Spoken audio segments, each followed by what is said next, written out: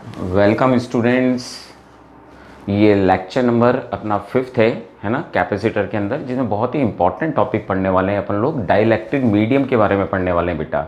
Dielectric medium capacitor की बहुत बड़ी इंपॉर्टेंस है। क्या इंपॉर्टेंस है अपन धीरे धीरे पहुंचेंगे, पर अभी तो बहुत कुछ इसमें समझाना है। शायद हो सकता है इसकी 2 लेक्चर्स बनाने पड़ जाएं।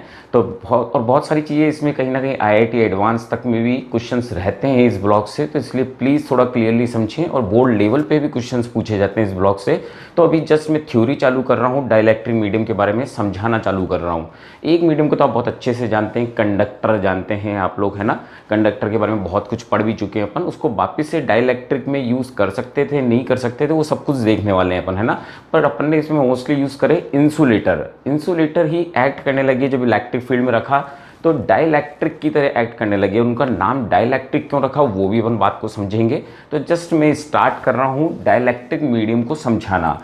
तो फर्स्ट ऑफ ऑल अपन समझ रहे हैं कंडक्टर के बारे में, कंडक्टर्स के बारे में समझ रहे हैं। First of all we learn about conductor. Conductor के बारे में देख रहे हैं अपन, है ना। तो कुछ नॉर्मल डेफिनेशन हमको शुरू से पता है। Those which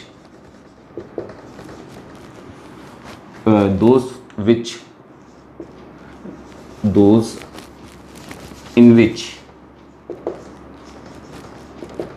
current can be flow,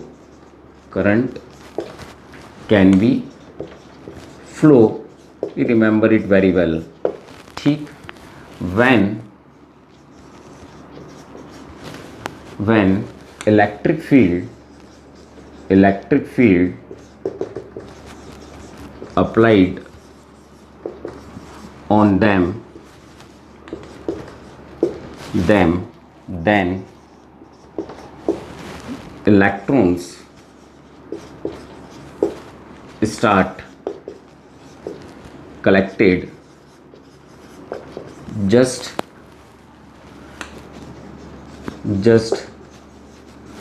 opposite direction of applied electric field.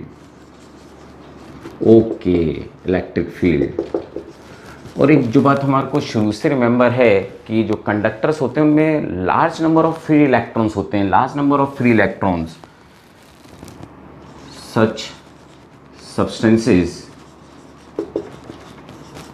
contain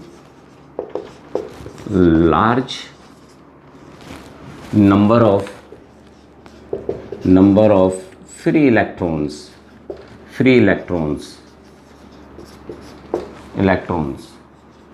even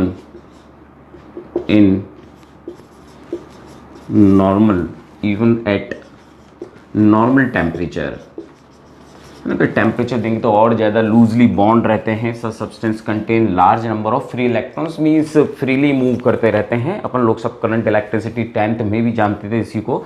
तो वही समझ रहे हैं कि अगर सपोज करें कि हमारे पास ये मैं इलेक्ट्रिक फील्ड अप्लाइड कर रहा हूँ, है ना। इधर ये पॉजिटिव प्लेट है और ये नेगेटिव प्लेट है, ठीक।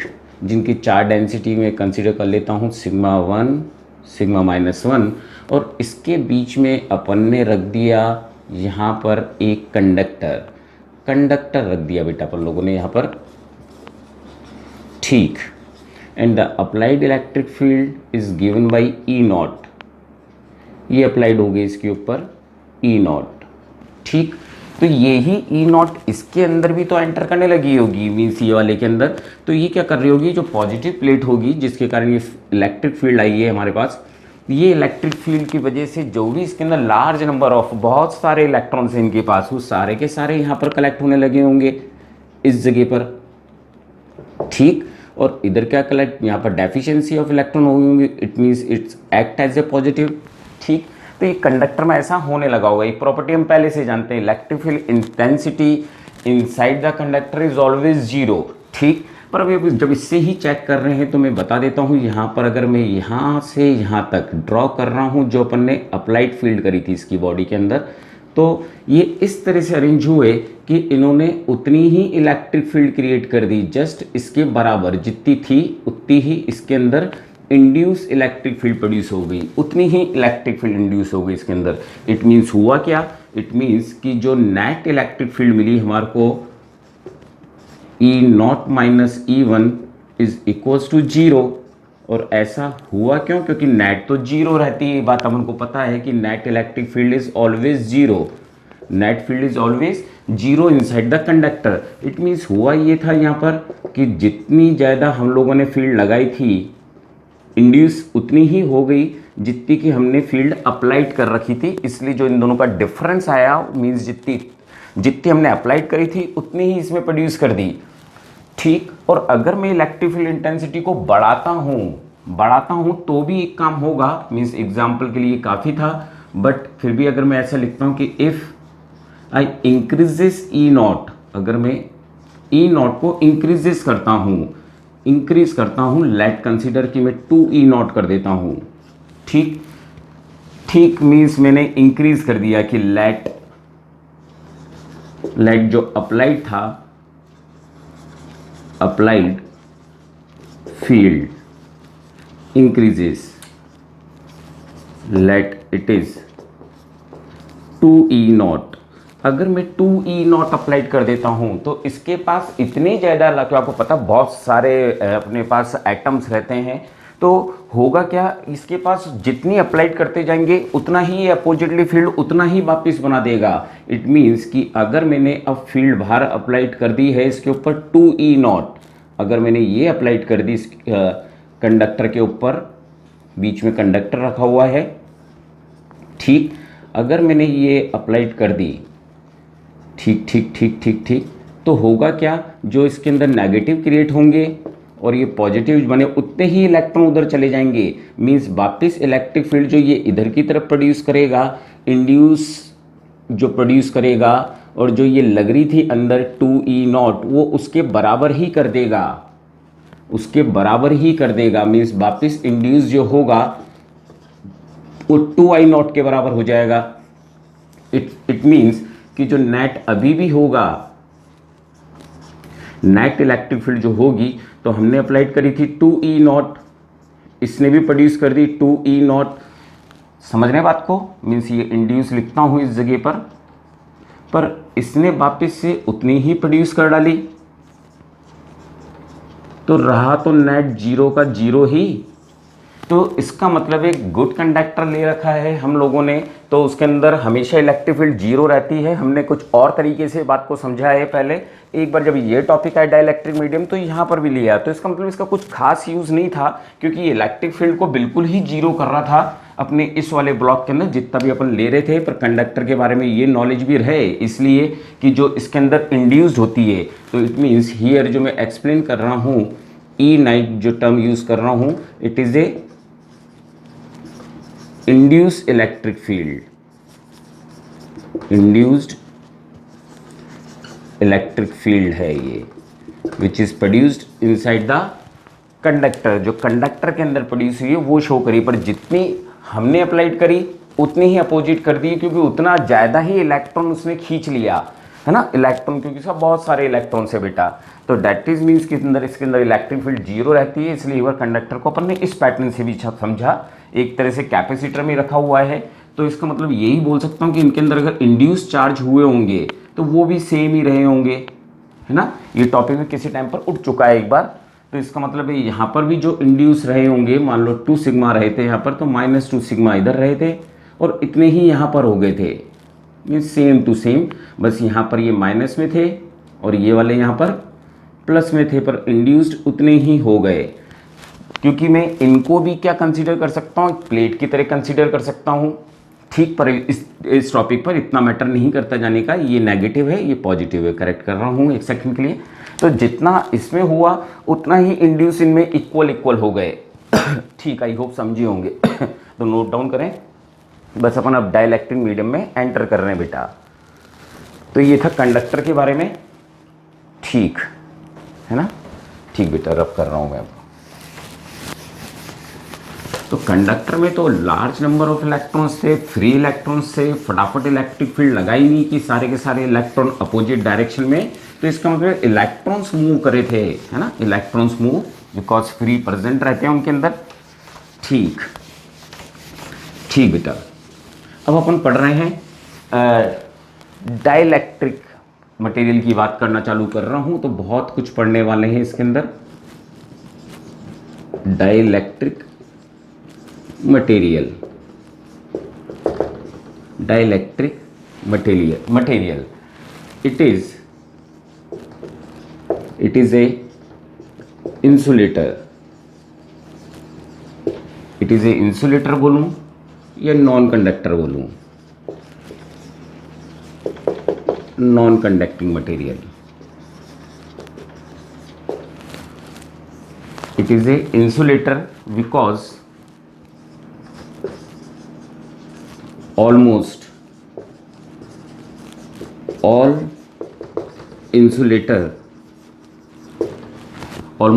insulator act as a dielectric।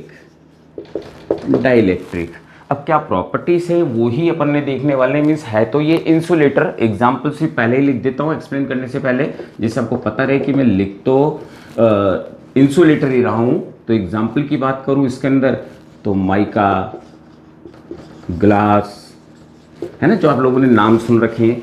Air is also bad conductor, means it is a insulator. Mica, glass, air और कुछ भी ले सकते हैं मन, जो भी हो, मीन्स एसेक्ट्रा बहुत सारे हो गए अपने पास। ठीक है, तो mica, glass, air, that's all are is a insulator, but we can say that dielectric material, why we say, वो अभी थोड़ी देर में समझाने वाला हूँ। In such material, electrons are in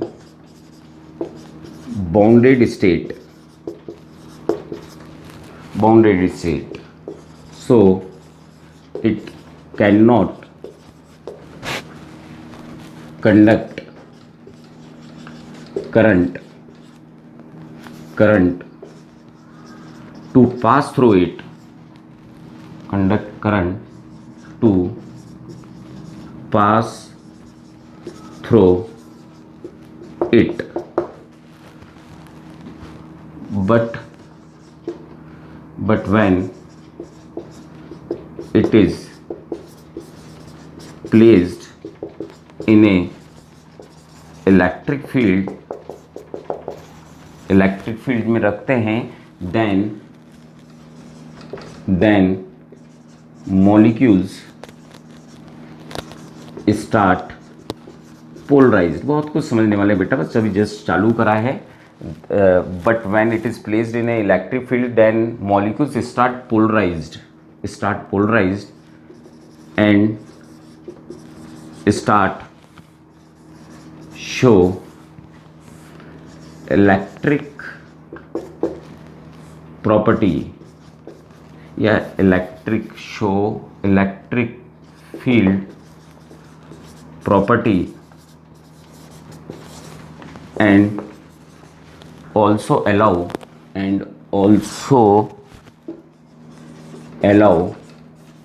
to transmit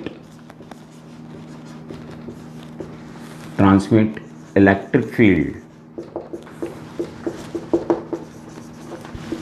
from in it। तो ये सबसे खास प्रॉपर्टी थी जो अपन को रिमेंबर रखनी चाहिए इसके अंदर। माने है तो इंसुलेटर ही या नॉन कंडक्टिंग मटेरियल है, पर जब इनको हमने इलेक्ट्रिक फील्ड में रखा तो जिसके मॉलिक्यूल्स से वो पोलराइज्ड हो गए। मीन्स पोलराइज्ड होने का मतलब है पॉजिटिव नेगेटिव का थोड़ा फार अवे होना। मीन्स इलेक्ट्रॉन पॉजिटिव का जो क्लाउड है वो थोड़ा सा सेपरेट हो जाना, तो दैट इज कॉल्ड पोलराइजेशन।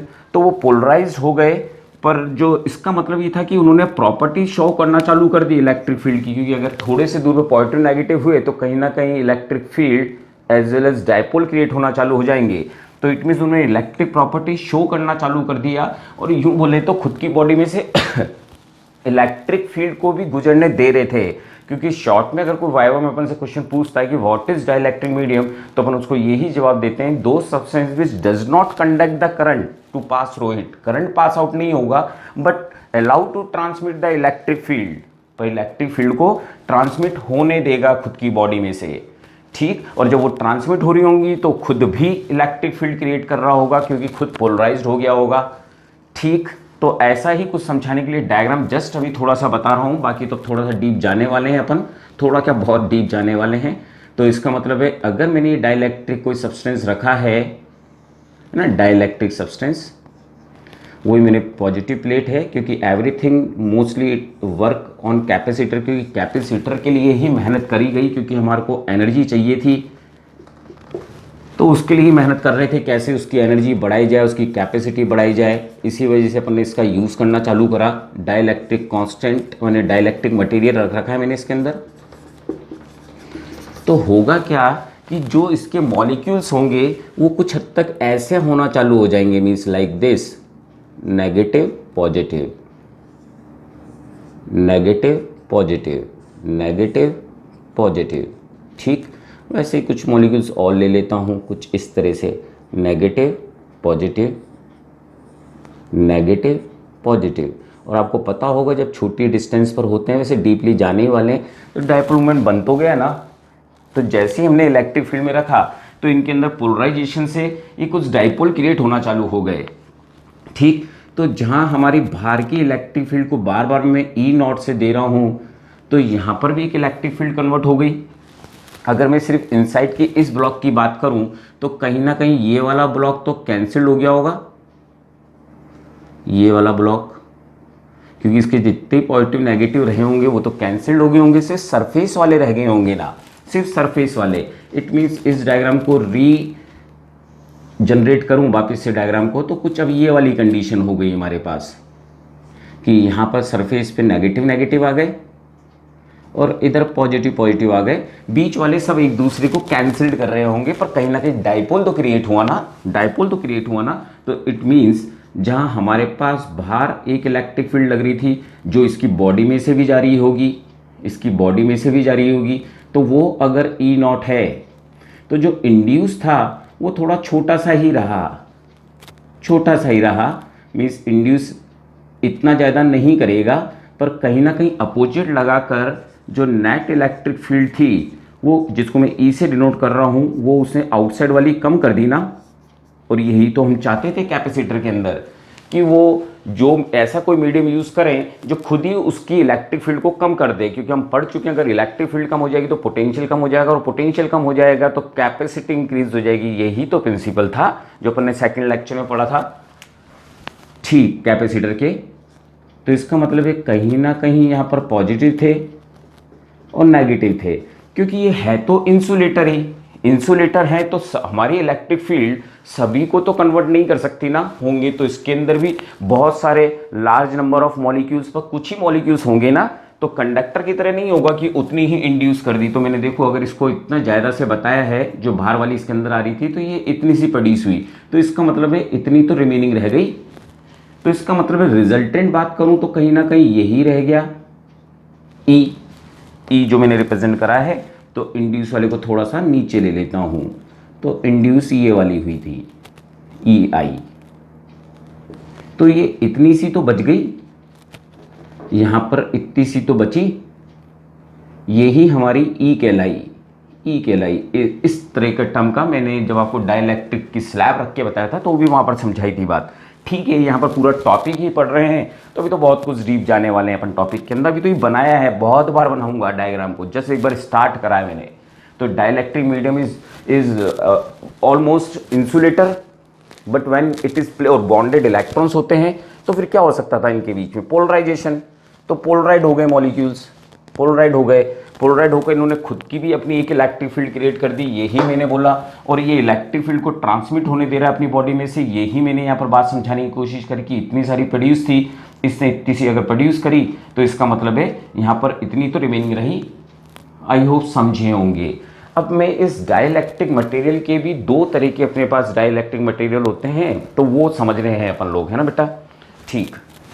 तो मैं रब कर रहा हूँ, नोट डाउन करें बेटा इसको, ठीक बेटा। ये खुद दो टाइप्स के होते हैं, तो एक एक करके एक्सप्लेन कर रहा हूं उन सब प्रॉपर्टीज को, ठीक है ना बेटा।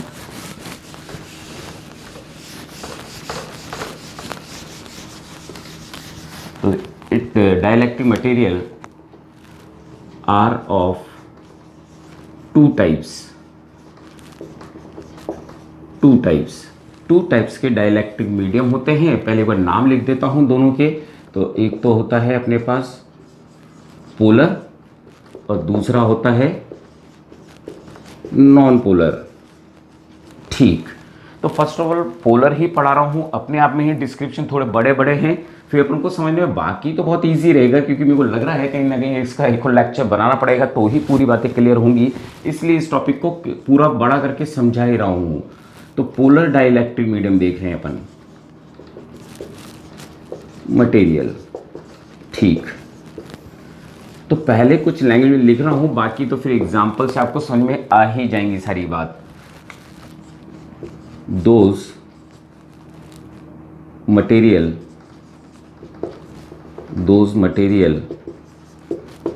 in which, थोड़ा सा शुरुआत में डिफिकल्ट लग सकता है, but that is use for CBSE board exam में अपन को देना हो, और वहाँ पर आता है जब पोलर या नॉन पोलर को एक्सप्लेन करो तो कहीं ना कहीं जरूरत पड़ती है 2 मार्क्स के अंदर। Those material in which centre of mass of all the positive atoms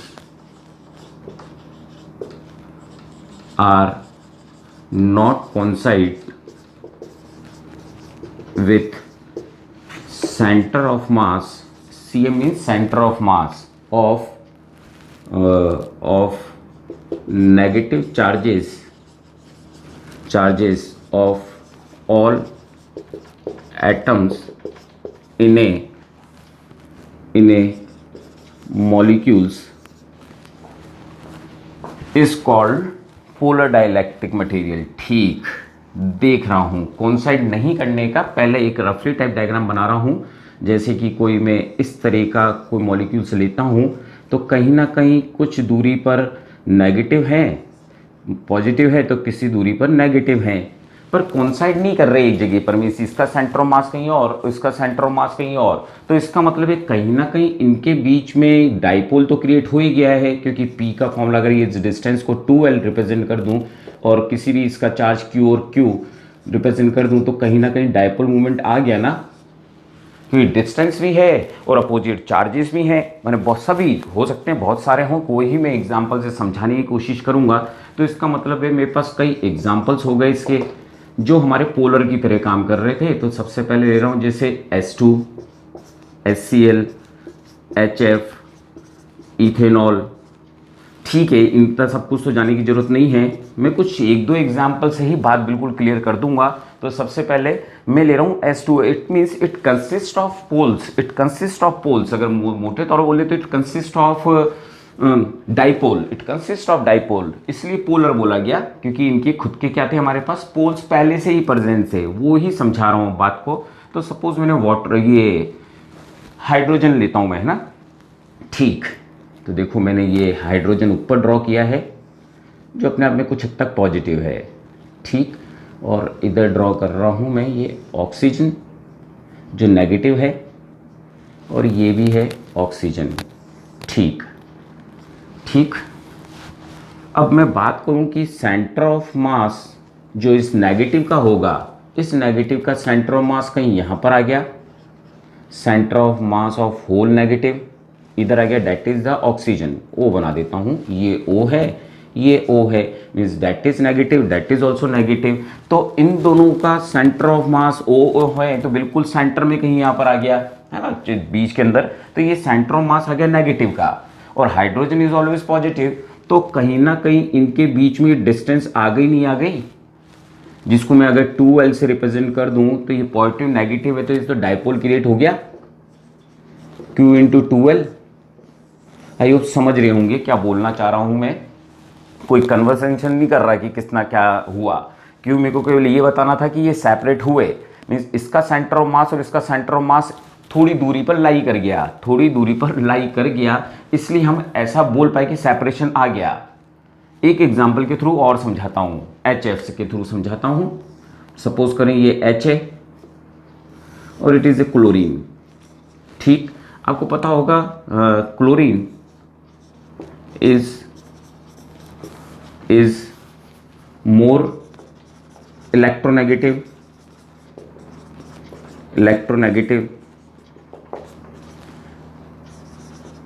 then hydrogen. तो सपोज करें यहाँ पर ये सेंटर ऑफ मास था, centre of mass of positive charge बना रखा है, पॉजिटिव चार्ज। ठीक, अब जो इनका इलेक्ट्रॉन होगा उसका भी कहीं ना कहीं सेंटर ऑफ मास होगा, पर वो सेंटर ऑफ मास तो यहाँ पर शिफ्ट हो जाएगा ना, नेगेटिव का centre of mass, negative represent करा है, नेगेटिव। तो इसका मतलब फिर बीच में डिस्टेंस आ गई कुछ ना कुछ, तो इसका मतलब पहले से ही डाइपोल की तरह एक्ट कर रहे हैं ना। ठीक ठीक ठीक, एक प्रॉपर्टी जस्ट मैंने भी ये समझाया कि जिसके अंदर इनके सेंटर ऑफ मास जो होंगे पॉजिटिव और नेगेटिव का, वो एक जगह पर नहीं होंगे। तो इट मीन्स अगर मैं इसको अब एज ए कंपाउंड बनाने की कोशिश करूं तो कहीं ना कहीं डाइपोल मूवमेंट ऐसे रहे होंगे, नेगेटिव पॉजिटिव, पॉजिटिव नेगेटिव। ठीक, इसका ऐसे बना रहा हूं तो एक ऐसा बना देता हूं, नेगेटिव पॉजिटिव। अगर एक कुछ ऐसा था नेगेटिव पॉजिटिव, तो कुछ एक ऐसा था पॉजिटिव नेगेटिव। ठीक ठीक, टेढ़े मेढ़े बना रहा हूं डायग्राम्स को। ठीक, negative positive.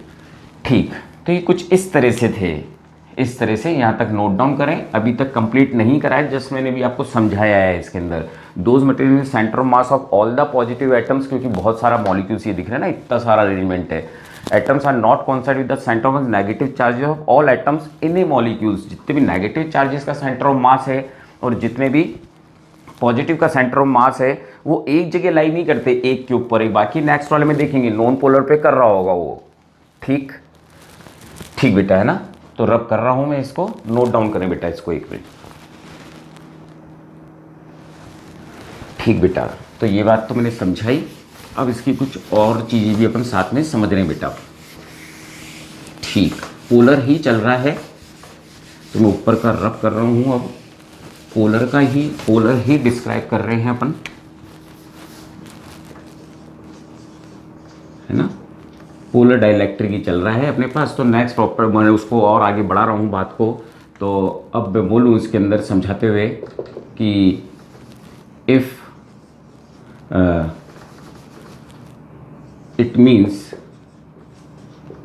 Means without applying electric field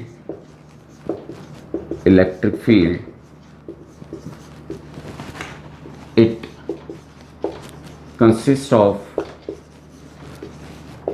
dipoles in it, but arrange randomly due to temperature agitation, है ना। एजिटेशन का मतलब जानते हैं ना, जो वाइब्रेशन करते रहते हैं, एनर्जी मिल रही होती है उनको, तो इसको वाइब्रेट कर रहे होते हैं। Arrange randomly due to temperature, so net dipole movement, electric dipole movement is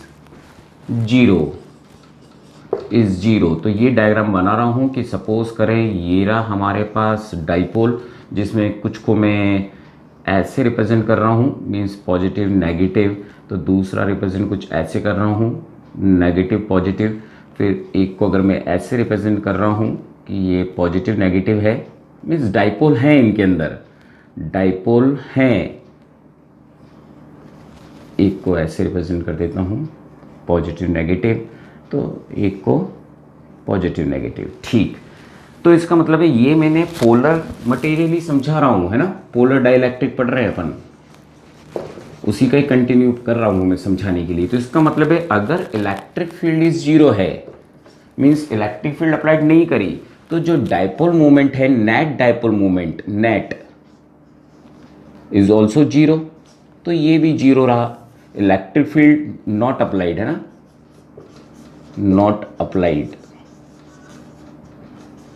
electric field. ये इलेक्ट्रिक फील्ड अप्लाइड नहीं कर रखी है अपन लोगों ने, तो कहीं ना कहीं इसका डायपोल मूवमेंट नेट जीरो बना हुआ है, नेट जीरो बना हुआ है। और क्यों बना हुआ है? क्योंकि रैंडमली अरेंज थे, randomly arranged.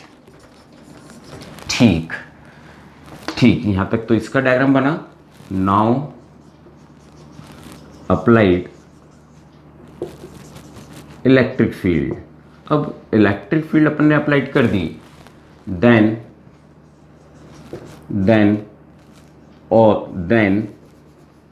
Dipole, then torque start apply on dipole and try to align with applied electric field. Applied ये अलग से ही चल रहा है, अप्लाइड इलेक्ट्रिक फील्ड। ठीक, अब इसके लिए डायग्राम ले रहा हूं कि हुआ क्या कि सपोज करो मैंने यहाँ पर अब अप्लाइड कर दिया है इलेक्ट्रिक फील्ड, मीन्स हुई पॉजिटिव प्लेट और इधर नेगेटिव प्लेट। तो आपने पढ़ रखा है ना इलेक्ट्रोस्टैटिक्स के अंदर फर्स्ट चैप्टर के अंदर कि जब इलेक्ट्रिक फील्ड अगर अप्लाइड करूंगा, इलेक्ट्रिक फील्ड अगर मैं अप्लाइड करता हूं, नॉर्मली एयर को ई नॉट से देते हैं इसलिए दे रहा हूं, तो जो इसके अंदर ये डाइपोल्स थे उन पर टॉर्क लगने लग जाएगा, है ना, टॉर्क महसूस करने लग जाएंगे और खुद को अलाइन करना चालू कर देंगे इसकी डायरेक्शन में, लाइक दिस, ऐसे नेगेटिव पॉजिटिव। वैसे ये भी क्या करने लग जाएगा, negative positive, means positive negative उधर की तरफ अट्रैक्ट होने लग जाएंगे, पॉजिटिव नेगेटिव प्लेट की तरफ अट्रैक्ट होने लग जाएंगे। तो मैं कुछ को अलाइन कर रहा हूँ और कुछ को ऐसे ही छोड़ रहा हूँ, क्योंकि सारे तो अलाइन नहीं होने वाले ना, तो दो और अलाइन कर देता हूँ, नेगेटिव पॉजिटिव, पर इनको ऐसे ही छोड़ रहा हूँ, अभी भी अलाइन नहीं हुए ये। ठीक, ये कोशिश करी मैंने ये समझाने की कि मैंने जब इलेक्ट्रिक फील्ड अप्लाइड करी तो कुछ अलाइन कर गए उसी डायरेक्शन में, ये अलाइन करवा दिया, ये अलाइन कराया, ये अभी तक अलाइन, ऐसा नहीं कि हरदम पूरे ही हो जाएंगे। तो इसका मतलब अलाइन होना चालू हो गए। तो इसका मतलब हम कह सकते थे कि जब हमने इलेक्ट्रिक फील्ड अप्लाइड करी, electric field applied, then applied करी हमने, तो dipole, net dipole movement is not equals to zero. अब तो डाइपोल मूवमेंट जीरो नहीं हुआ ना, इनके बीच में कुछ ना कुछ नॉट इक्वल्स टू है, नॉट इक्वल्स टू जीरो, कुछ ना कुछ बनेगा। अब डाइपोल मूवमेंट कुछ ना कुछ इलेक्ट्रिक फील्ड क्रिएट कर देंगे ये लोग, ई आई, है ना, ये प्रोनाउंसिएशन पहले भी देख चुके हैं अपन लोग। तो इसका मतलब अपोजिट डायरेक्शन में क्रिएट होगा, जिसको मैं ई आई नाम दे देता हूं। तो इसका मतलब ये यहां पर ये क्रिएट हुआ इस डायरेक्शन में। ठीक समझे होंगे इस पॉइंट को। ठीक, इफ आई, और अगर मैं बोलूं कि इसका जो नेट डाइपोल मोमेंट अब किस किस का तो आएगा ना, इन सबका ऐड हो जाएगा ना, जितने जनों का आया होगा। ठीक, if we increases applied electric field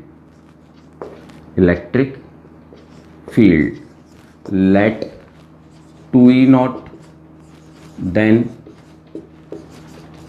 more dipole start align। तो इसका मतलब है अब और भी ज़्यादा अलाइन कर गए होंगे।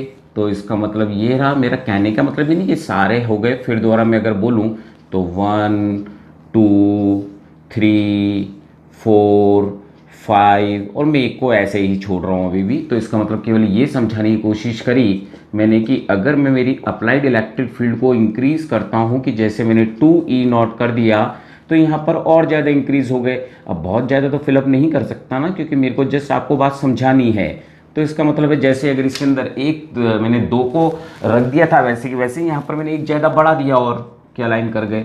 तो इस तरह से एक इंड्यूस ईएमएफ प्रोड्यूस हो रही थी इस डायरेक्शन में, जो पहले से थोड़ी ज़्यादा थी। ये हमारा अपोजिट डायरेक्शन में क्रिएट हुआ क्योंकि इलेक्ट्रिक फील्ड नेगेटिव से पॉजिटिव की तरफ जाती है। और ये तो आपको समझा चुका था कि यहाँ पर ये समझाना जरूरी था कि हो क्या रहा है। पोलर डाइलेक्ट्रिक के अंदर प्रेजेंट रहते हैं, इट्स सेल्फ डाइपोल, खुद ही डाइपोल प्रेजेंट रहते हैं, बस हम इलेक्ट्रिक फील्ड अप्लाइड करते हैं तो इंक्लाइन करने लगते हैं और एक इंड्यूस खुद की इलेक्ट्रिक फील्ड क्रिएट करने लगते हैं। और ऐसा नहीं है अभी तक बना, अभी तो बहुत कुछ पढ़ना बाकी है ना, तो बार बार में बनेंगे डायग्राम, पर जब उनको थ्योरी समझनी हो तो ये जैसे कि इलेक्ट्रिक फील्ड इंक्रीज करेंगे तो क्या डाइपोल और ज़्यादा इंक्रीज हो जाएंगे, तो यस इंक्रीज हो जाएंगे। तो इसका मतलब हमने अगर अप्लाइड इलेक्ट्रिक फील्ड इंक्रीज करा है, if EF increases then net dipole moment also increases, और वो इंक्रीजेस होंगे तो हम जानते हैं कि अगर हमने इलेक्ट्रिक फील्ड इंक्रीज करी है, डाइपोल मोमेंट मीन्स हमारा P भी जो है नेट वो भी इंक्रीज हुआ है, तो जो इंड्यूस इलेक्ट्रिक फील्ड रही होगी वो भी तो इंक्रीज रही होगी, जिसने इसको डिक्रीज कर दिया होगा हमारी भार वाली को। ठीक, पर बिल्कुल बराबर नहीं, क्योंकि बिल्कुल बराबर केवल किस में होता है, कंडक्टर में, है ना, क्योंकि ये सब बॉन्डेड है। केवल कुछ ही मॉलिक्यूल्स को हम क्या कर सकते हैं, पोलराइज, क्योंकि बहुत ज़्यादा मात्रा में क्या रहते हैं हमारे पास, कोई 10⁻²2 10⁻²8 जितने पर वॉल्यूम में रहते हैं हमारे पास एटम्स और मॉलिक्यूल्स। तो इसका मतलब है बहुत ज़्यादा क्वांटिटीज हैं, सबको करना पॉसिबल नहीं है पूरे ढंग से, और जब होते हैं तो क्या होता है, वो इसका लास्ट टॉपिक रहेगा। ठीक, नोट डाउन करें बेटा इसको, है ना, मैं रब कर रहा हूँ। ठीक, बहुत बड़ा लेक्चर होने वाला है। ठीक, तो ये समझाया मैंने आपको पोलर के अंदर बहुत कुछ समझे होंगे बेटा वैसे आप लोग। ठीक, इसको और थोड़ा सा रीडिफाइन करूं तो इसके अंदर यूं भी बोल सकता हूं, सच सब्सटेंस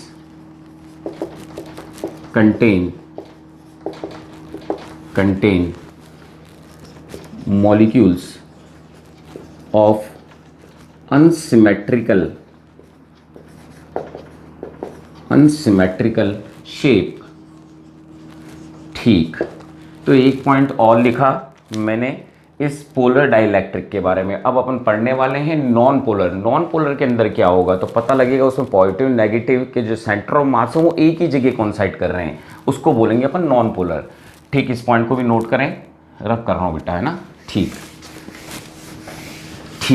अब अपन देख रहे हैं non polar dielectric in second term जो अपन देख रहे हैं, नॉन पोलर डाइलेक्ट्रिक मटेरियल। तो पहले तो डेफिनेशन ही लिख रहा हूं, है ना, पर सारे के सारे हैं इंसुलेटर ही, है ना, सारे के सारे इंसुलेटर ही हैं। Those substance in which center of mass of positive charges of all atoms are coincide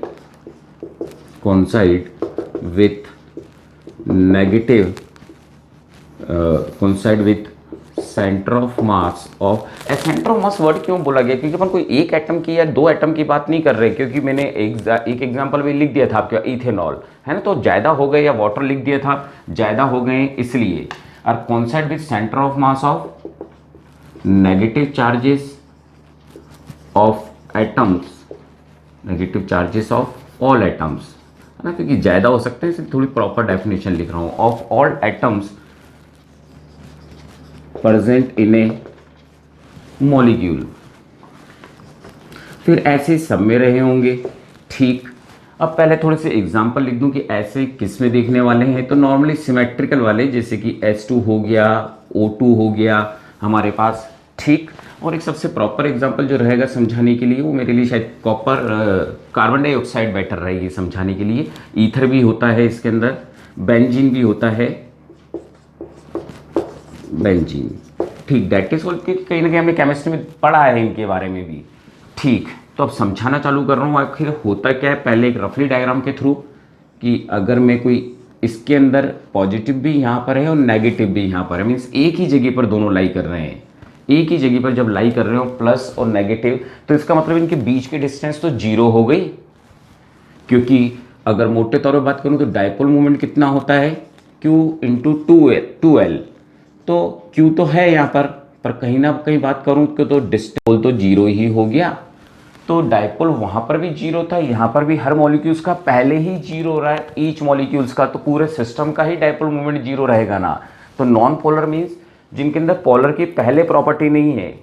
ठीक, अब इस बात को थोड़ा समझे तो कुछ दो एग्जाम्पल कार्बन डाइऑक्साइड की बात कर लूँ या हाइड्रोजन से समझ लेते हैं। ठीक, अगर मैं दो हाइड्रोजन एटम लेता हूँ तो कहीं ना कहीं इसका ये हाइड्रोजन का पॉजिटिव और ये पॉजिटिव। ठीक, तो अगर मैं इसको एक बार पॉजिटिव से रिप्रेजेंट कर देता हूँ, एग्जाम्पल ले रहा हूँ हाइड्रोजन का समझाने के लिए। ठीक, ये लिया मैंने और ये भी हाइड्रोजन ले रखा है, means that is also hydrogen, that is H। तो इसका सेंटर ऑफ मास कहीं ना कहीं यहाँ पर कहीं पर लाई करेगा, centre of mass of positive. तो जो इसके एक एक इलेक्ट्रॉन तो हैं, तो क्लासिकल थ्योरी से बोला गया कि यहीं पर ही लाई कर गया centre of mass of electrons. तो प्रॉपर पूरे ढंग से कहीं ना कहीं हमारे पास centre of mass positive negative, centre of mass electrons का भी यहीं पर आ गया भाई क्लासिकल थ्योरी, और इसका भी सेंटर ऑफ मास यहाँ पर आ गया। इसका मतलब है सब चीज़ ही तो वहीं पर रह गई। ठीक, एक और एग्जांपल के थ्रू समझा देता हूँ। तो इसका मतलब अगर अपन कार्बन डाइऑक्साइड ले लें तो आपने कहीं ना कहीं देखा होगा ये कुछ ऐसे ही रहते हैं, ऐसे बीच में C है, इधर O है, इधर O है। ठीक, तो कहीं ना कहीं इस जगह पर इसका पॉजिटिव था, तो जो ये यहाँ पर नेगेटिव थे, मीन्स जो इलेक्ट्रॉन था वो नेगेटिव था, और यहाँ पर भी बात करूँ तो इलेक्ट्रॉन क्या था, नेगेटिव। ऑक्सीजन ले रखा है ना मैंने, क्या ले रखा है सेकंड एग्जांपल में, ऑक्सीजन ले रखा है समझाने के लिए। तो इन दोनों का सेंटर ऑफ मास कहाँ पर आ गया, पहले से ही पॉजिटिव प्रेजेंट था, और यहीं पर ही क्या आ गया हमारे पास, इनका भी बिल्कुल बीच में आ गया होगा। तो इसका मतलब है यहाँ पर ही centre of mass of negative charge का भी इधर ही आ गया, है ना, बाय मैथमेटिकल थ्योरम। दोनों के मास सेम है तो कहीं ना कहीं बीच में आ गया। तो इसका मतलब है सब चीज बीच में ही आ गई, इधर ही पॉजिटिव और इधर ही नेगेटिव इन दोनों का। तो इसका मतलब है जो डायपोल मूवमेंट है, डिस्टेंस कुछ है ही नहीं, तो डायपोल मूवमेंट कितना बना रहा, जीरो बना रहा। ठीक, समझे होंगे बेटा, है ना, रब कर रहा हूँ इस टॉपिक को अब मैं। ठीक, तो ये नॉन पोलर थे। डेफिनेशन एग्जाम्पल में शायद अब केवल ये भी लिख कर आ सकते हैं, कोई दिक्कत वाली बात नहीं। अब समझा रहा हूँ, है ना, विदाउट फील्ड और फील्ड के साथ क्या हो रहा होगा इनके साथ। ठीक, नोट डाउन कर लिया। ठीक बेटा, तो अपन अब समझ रहे हैं कि इनको अगर अपन ने फील्ड में रखा होता, इस नॉन पोलर को, या नॉन फील्ड में नहीं है तो कैसे हैं और क्या होता है इनके अंदर। ठीक, तो मैंने डायग्राम लिया है, सपोज करें ये रहा वही डायपोल मूवमेंट जिसके अंदर मैं कुछ 4-5 एटम ले रहा हूँ। ये रहा 1 2, केवल इतना सा ही ले लेता हूँ, पॉजिटिव नेगेटिव मीन्स बिल्कुल पास पास में है, सॉरी बहुत दूर कर दिया मैंने, पॉजिटिव नेगेटिव मीन्स बिल्कुल पास पास में है। तो इसका मतलब है ये कंडीशन कब की ली है मैंने, when no electric field applied. तो जब मैंने कोई इलेक्ट्रिक फील्ड ही अप्लाइड नहीं कर रखी, means E naught equals to 0 कर रखा है इस कंडीशन के अंदर, तो अगर मैं ईच की बात करूं, ईच एटम या ईच मॉलिक्यूल की बात करूं, तो उसका डायपोल मोमेंट कितना आ रहा है, Q इंटू डिस्टेंस 0 मीन्स 0। तो नेट डायपोल मोमेंट कितना हो गया, नेट डायपोल मोमेंट की बात करूं तो इस अगेन 0, है ना, सारे मॉलिक्यूल्स का भी 0 ही रहा, क्योंकि जब एक का ही नहीं तो सबका ही कैंसिल, क्योंकि सभी सेंटर ऑफ मास दोनों के बिल्कुल फिक्स एक ही जगह पर आ रहे हैं बेटा। ठीक, but when we applied the electric field, when we applied electric field, then they start polarized। तो यहाँ पर वो वर्ड आया पोलराइज्ड, वहाँ पर तो वो डाइपोल थे ही सही, केवल उन्होंने अलाइन किया, जस्ट अलाइन किया अपने साथ, जस्ट पोलराइज्ड, और पोलराइज्ड होकर कुछ ऐसे होने लगे। मीन्स मैंने अगर 4 बनाए हैं, वो थोड़ी इलेक्ट्रिक फील्ड को दूर ले लेता हूँ। अब अपन ने इलेक्ट्रिक फील्ड अप्लाइड कर दी, मीन्स पॉजिटिव, ये नेगेटिव प्लेट है, और अपन ने यहाँ पर ये जो एटम जो अपन ने बनाए हैं, इन्होंने कुछ अब ऐसा शेप ले लिया, negative positive, negative positive, negative positive, negative positive. ठीक, मीन्स जो हमने एक बाहर इलेक्ट्रिक फील्ड अप्लाइड करी थी, तो एक अंदर भी प्रोड्यूस हो गई ई इंड्यूस, पर उतनी नहीं हुई जितनी होनी थी, क्योंकि यहाँ पर भी वो बॉन्डेड फॉर्म में ही है, कुछ हुए और कुछ नहीं हुए। ठीक है, तो इसका मतलब मैंने एक्सट्रीम कंडीशन दिखा दी कि हाँ ठीक है, इसके अंदर एक इंड्यूस ईएमएफ प्रोड्यूस हो गई, इस तरह से अलाइन कर गए। होप समझे होंगे। अब बात करूँ यहाँ पर कि अलाइन कर गए और इसका जो डाइपोल मोमेंट था, अब अगर मैं बात करूँ कि अपन ने जब इलेक्ट्रिक फील्ड अप्लाइड करी है, अप्लाइड करी, तो अब net dipole moment 0 not equals to 0, क्योंकि अब तो ये पोलराइज्ड हो गए हैं। क्या हो गए?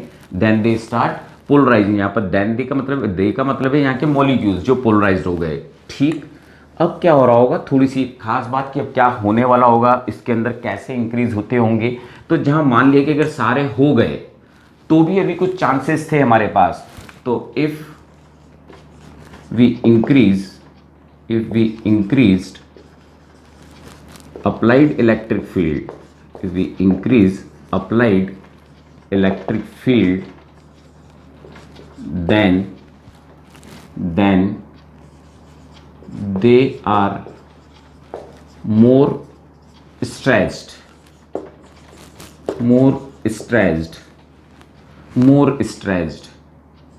so net dipole, so dipole moment increases. ठीक है ना, क्योंकि ये रीजन भी पूछे गए हैं कि जब अपन नॉन पोलर रहते हैं वहां पे इलेक्ट्रिक फील्ड इंक्रीज करी जाती है, तो वो इंक्रीज कैसे हो जाते हैं, उनके अंदर जो डाइपोल मोमेंट के वो खुद ही लिख कर दे दिए कि इंक्रीज क्यों हो जाते हैं। तो फिर बाकी ऑप्शंस में भी आए हुए हैं, सीबीएसई बोर्ड ने भी क्वेश्चंस पूछे हैं। तो इसका मतलब हुआ क्या था, इलेक्ट्रिक फील्ड अगर मैंने इंक्रीज कर दी थी, इलेक्ट्रिक फील्ड मान लो मैंने 2E0 लगा दी थी, अब तो जो इसके अंदर थोड़े मॉलिक्यूल्स को थोड़ा बड़ा बताने के लिए थोड़ा बड़ा बना रहा हूँ। ये जो मॉलिक्यूल्स कहते हैं, अंदर थोड़ा सा और बड़ा कर दूँ, ये जो डाइपोल थे ना, ये और स्ट्रेच हो गए, ज़्यादा बड़े हो गए ये स्ट्रेच होकर, क्योंकि इलेक्ट्रिक फील्ड लगाई। तो कहीं ना कहीं आप जानते हैं ना कि जो इलेक्ट्रिक फील्ड होगी वो दोनों इलेक्ट्रिक फील्ड होगी, ये चार्जेस हैं, तो इनके ऊपर अपोजिट डायरेक्शन फोर्स लगने लग जाएगा ना, F इक्वल्स टू QE। किसी एक पर शो भी कर दूंगा, तो इट मीन्स ये बड़े हो गए। थोड़े दूर बना देता हूँ, बड़े हो गए और बड़े हो गए, मीन्स एक नेगेटिव एक पॉजिटिव, ऐसे बड़े हो गए, तो स्ट्रेच हो गया। अब स्ट्रेच हो गया तो कहीं ना कहीं अगर मैं लेंथ की बात करूं, तो अगर मैं एक की कंसीडर करता हूं कि यहाँ पे तो अपने पास 0 था, डाइपोल मोमेंट अगर मैं किसी एक का लेता हूं फॉर 1 मॉलिक्यूल के लिए यहाँ पर लेता हूँ डाइपोल मोमेंट को समझाने के लिए, तो Q इंटू 2L ले लेता हूँ। ठीक, कि इनके बीच की डिस्टेंस 2L थी। अब ये और स्ट्रेच हो गए, तो मान लो इनकी डिस्टेंस हो गई 3L। तो अब जो डाइपोल मोमेंट था किसी भी एक का, 1 मॉलिक्यूल का, वो अब Q इंटू 3L हो गया था ना, इंक्रीज हो गया ना। जब हमने इलेक्ट्रिक फील्ड इंक्रीज करी, तो जब when we increases the electric field dipole moment of each is stretched, यही लिखा है मैंने, स्ट्रेच हो गए तो लेंथ इंक्रीज हो गई ना, खिंच गए ना, क्योंकि इनके ऊपर फोर्स लग रहा था, और फोर्स आप जानते हो कि ऐसे लगना लग गया होगा, नेगेटिव को इधर की तरफ, F इजिकल टू Q ही होता है अपने पास। आई होप समझ रहे होंगे, खिंच रहे थे ये टॉपिक भी आएगा थोड़ी सी देर में वापस से, इसलिए इंपॉर्टेंस है इसकी कि फोर्स लगने लगा, ना भी रिप्रेजेंट करूं तो चलेगा, है ना। तो ये स्ट्रेच हो गए थे, और ज़्यादा स्ट्रेच हो गए थे, कि Q is equal to F is equal to QE force लगने लगता है इलेक्ट्रिक फील्ड में। अगर चार्जेस हो तो अपोजिट डायरेक्शन में, तो वो ही लगने लगा यहाँ पर। तो इसमें ये इंक्रीज हो गया था। तो अगर मैं मोटे तौर बोलूँ तो कि जो नेट इलेक्ट्रिक फील्ड थी, डाइपोल मोमेंट था, इज ऑल्सो इंक्रीजेस हो गए। आई होप समझे होंगे। ठीक, it is enough for this point. ठीक, नोट डाउन करो बेटा, फिर मैं इसको रब कर रहा हूँ। ये दोनों टाइप्स यहाँ तक क्लियर हुए। ठीक बेटा, तो ये अपन ने डाइलेक्ट्रिक मीडियमों को समझा कि ये पोलर टाइप के भी होते हैं और नॉन पोलर टाइप्स के भी होते हैं। ठीक ठीक ठीक। अगर क्वेश्चन बोला जाए कि विच इज़ बेटर, तो एक नोट के अंदर बात लिखा हूं, तो non polar dielectric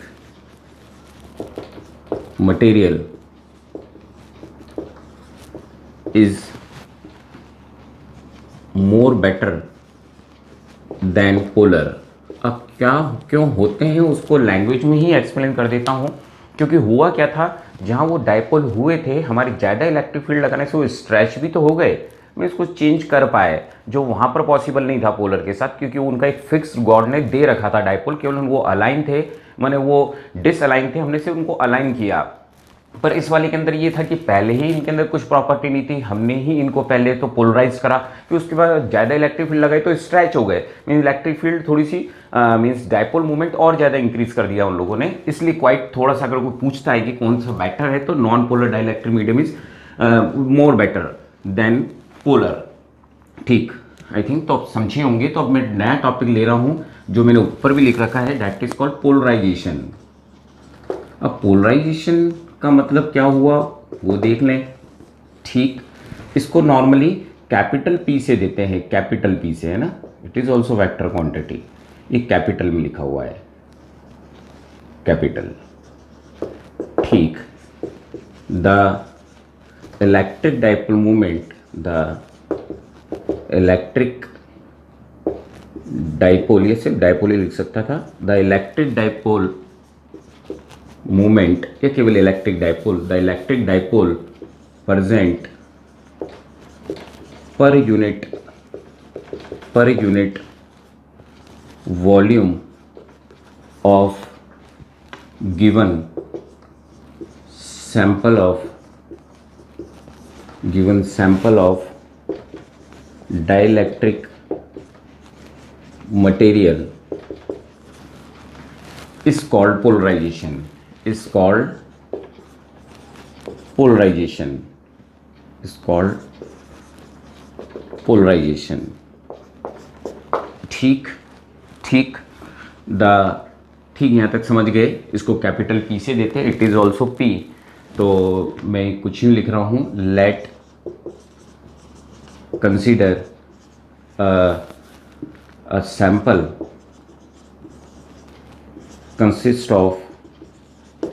consist of n dipole per volume, means उसके जो छोटा सा वॉल्यूम है उसके अंदर n डाइपोल प्रेजेंट है। तो अपन इसको कैसे लिख सकते हैं, डाइपोल ऑफ वन मॉलिक्यूल, है ना, n डाइपोल मॉलिक्यूल या एंड डाइपोल थे, तो डाइपोल ऑफ वन मॉलिक्यूल का कितना लिखूं, तो छोटा स्मॉल पी से लिख रहा हूं, तो वो हो जाता है हमारे पास Q इंटू 2L। ठीक, सो टोटल डाइपोल मोमेंट पर वॉल्यूम या पर यूनिट वॉल्यूम कितना हो जाता, जिसको मैं कैपिटल पी से दे रहा हूँ, कैपिटल पी से, वो कितना हो जाता। तो जो जितने भी नंबर ऑफ डाइपोल हैं, एक का इतना है, तो इस पी के साथ मल्टीप्लाइड हो जाता ना, इस पी को थोड़ा सा छोटा बना दूँ ऐसे, या मैं नेक्स्ट स्टेप में लिख सकता था n into Q into 2L। ये सब पूछे जा चुके हैं, थोड़ा सा ध्यान रहे बेटा अपन को, है ना, ये कैपिटल में लिखा हुआ है, क्योंकि सब ये बोर्ड लेवल पे भी आए हुए हैं टिक लगाने को, है ना, नेट में भी आए हुए क्वेश्चन है कि पोलराइजेशन का कौन सा फॉर्मूला करेक्ट है। उसमें नंबर ऑफ मॉलिक्यूल्स दे रखे थे, एक का निकाल कर अपन को मल्टीप्लाइड करना था ना 12 डिस्टेंस से बीच की। तो आई होप समझे होंगे, नोट डाउन करें बेटा इसको। ठीक ठीक, पर ये वाली जो प्रॉपर्टी थी,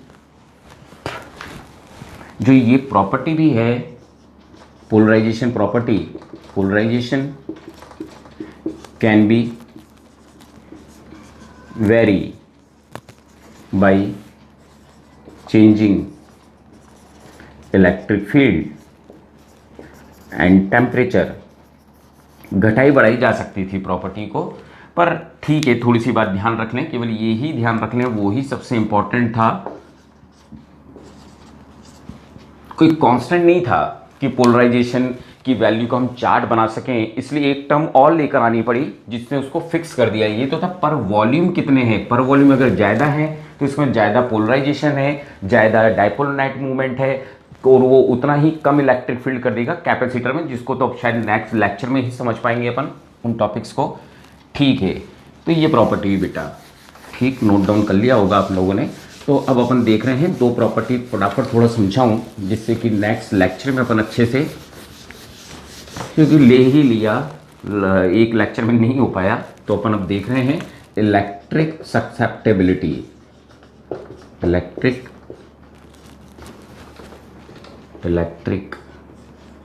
सक्सेप्टेबिलिटी। ठीक, अभी मैंने थोड़ी देर पहले आपको पोलराइजेशन बताया कि वो वैरी करता है, वही अपन यहाँ पर लिख रहे हैं। The polarization is directly proportional to applied electric field। ठीक, मीन्स जो पोलराइजेशन था capital P is directly proportional to electric field. तो जब ये हटाया गया तो एक कांस्टेंट लगाया गया, जिसको चाई से या काई बोलते अपन, वो लगा दिया गया। तो जो यहाँ पर इसका जो सिंबल है, एक बार यहाँ पर भी नोट कर देता हूँ। ठीक, इस द को थोड़ा चेंज कर देता हूँ, ऊपर ही बता देता हूँ। ये कुछ ऐसा लहराते हुए शब्द, ये पहले लिख देता हूँ। ठीक, इसको काई पढ़ते हैं, CHI, एक ग्रीक सिंबल है, ग्रीक सिंबल है ना, ग्रीक लैंग्वेज का सिंबल है। ठीक, काई CHI लिखा हुआ है, CHI सिंबल का नाम। ठीक, तो इससे अगर अपन चाई की बात करें तो कहीं ना कहीं P इज कैपिटल, केवल जस्ट कई बार ये फॉर्मूले ही पूछ लिए गए। ठीक, इधर जो ये चाई है इज कांस्टेंट, सक्सेप्टेबिलिटी मीन्स, अब इसके अंदर ऐसे लिख देता हूं, it is a property of material. ठीक, और इससे ये भी पता लगा, क्योंकि दोनों को, इसको अगर कांस्टेंट ही रखना है तो अगर E बढ़ेगा तो P भी उसी रेशियो में बढ़ जाएगा, तो रखेगा कांस्टेंट ही, है ना। तो चाहे इज लाइक ए कांस्टेंट, जैसे कि हम लोग जानते हैं capacitance is a constant, resistance is a constant, है ना, V और I से चेंज नहीं होते। ये फॉर्मूला प्लीज रिमेंबर रखें, दैट्स ऑल। अब सबसे इंपॉर्टेंट टॉपिक देखने वाले हैं जिसके क्वेश्चन एडवांस में भी आते हैं, एडवांस लेवल तक, तो आप समझ ही रहे होंगे क्या टॉपिक लेने वाला हूं। पर अभी वो तो सिर्फ 5 मिनट बाद इसी को एंड कर रहा हूं कि कैपेसिटर में कैसे यूज करेंगे, फिर ये कुछ डायग्राम्स बनेंगे वहां पर, और फिर न्यूमेरिकल्स करेंगे नेक्स्ट लेक्चर में। ठीक है बेटा, तो इसको रब कर रहा हूं। ठीक, तो नेक्स्ट टॉपिक देख रहे हैं अपन, डाइलेक्ट्रिक स्ट्रेंथ। क्या ये भी ब्रेक डाउन हो जाते होंगे, तो वो ही देखने वाले हैं अपन। डाई इलेक्ट्रिक स्ट्रेंथ, दो डेफिनेशन एक साथ ही करा रहा हूं, या बोले तो इलेक्ट्रिक ब्रेकडाउन, इलेक्ट्रिक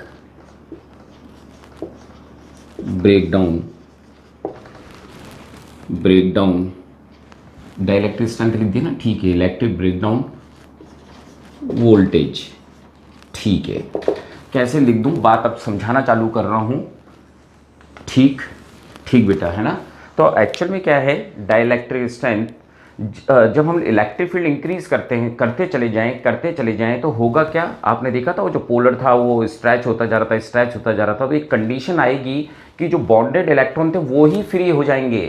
तो फिर तो जो डाइलेक्ट्रिक मीडियम है, या इंसुलेटर बोलूं, वो तो कंडक्टर बन जाएगा। तो जब ऐसा होता है तो वही हमारा कहीं ना कहीं इलेक्ट्रिक ब्रेकडाउन कहलाता है। तो वही लिख रहा हूं मैं डेफिनेशन में, when we increases the applied electric field, then at certain condition the electrons detached from the atoms or molecules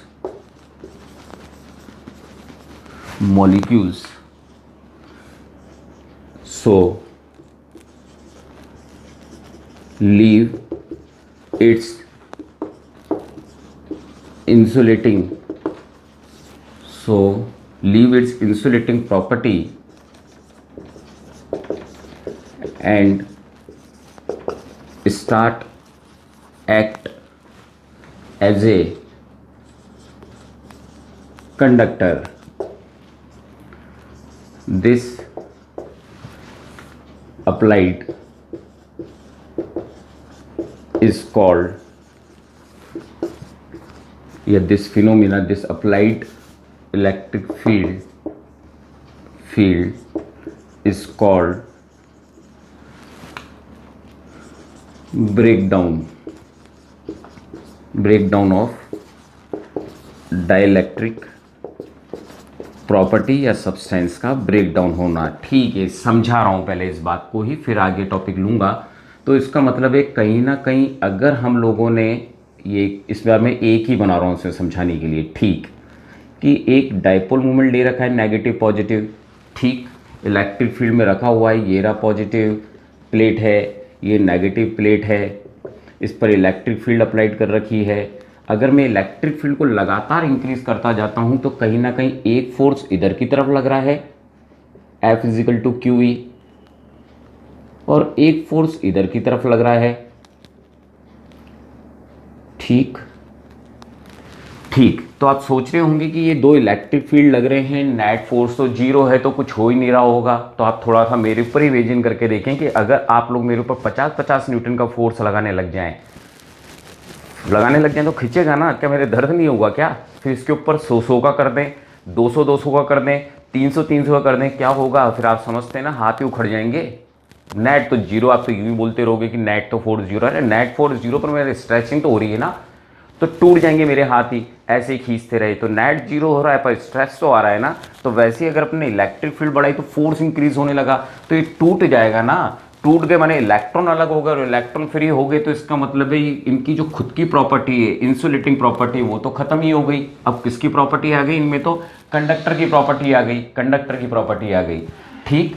तो यही हमारा डाइलेक्ट्रिक स्ट्रेंथ कहलाया। It is given by unit volt पर मीटर, मीन्स इलेक्ट्रिक फील्ड के through ही देते हैं। जैसे कि अगर मैं एयर की बात करूं, एयर का डाइलेक्ट्रिक ब्रेकडाउन वोल्टेज कितनी होती है, मीन्स डाइलेक्ट्रिक स्ट्रेंथ बोलूं टर्म के अंदर, dielectric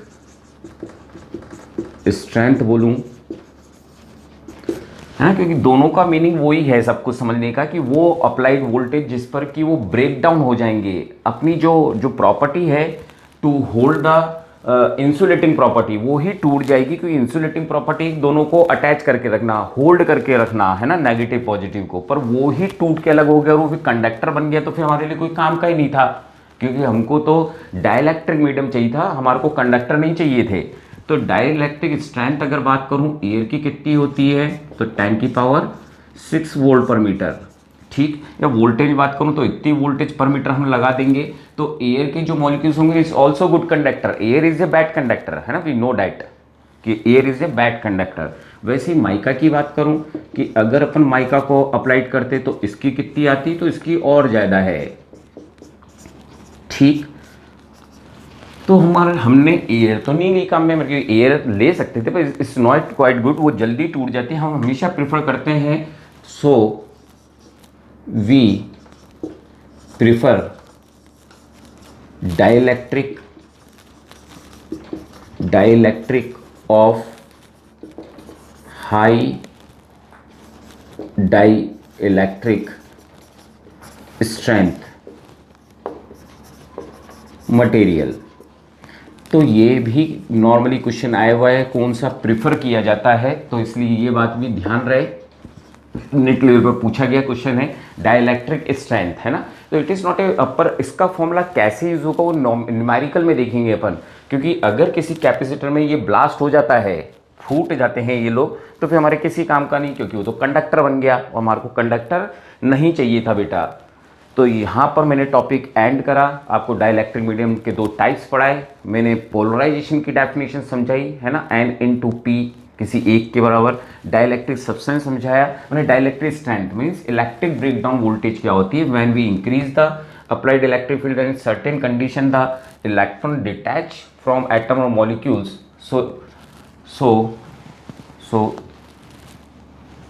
so it leave its insulating property and start act as a conductor. This applied electric field is called breakdown voltage। ठीक है, एक टॉपिक हल्का सा यहाँ पर और लेना चाहूँगा, ठीक है, वैसे तो यहाँ तक इनफ, ठीक, वर्ड लेना चाहूँगा, ठीक है।